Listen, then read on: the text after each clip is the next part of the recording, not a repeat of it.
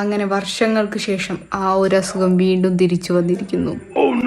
കുറച്ച് വർഷം മുന്നേ, അതായത് ഒരു 2-3 വർഷം മുന്നേ എനിക്കൊരു അസുഖം ഉണ്ടായിരുന്നു ഗൈസ്. വേറൊന്നല്ല, ഏതെങ്കിലും ഒരു ഓൺലൈൻ ഷോപ്പിംഗ് സൈറ്റ് കയറിയിട്ട് എന്തെങ്കിലുമൊക്കെ ഓർഡർ ചെയ്യാം.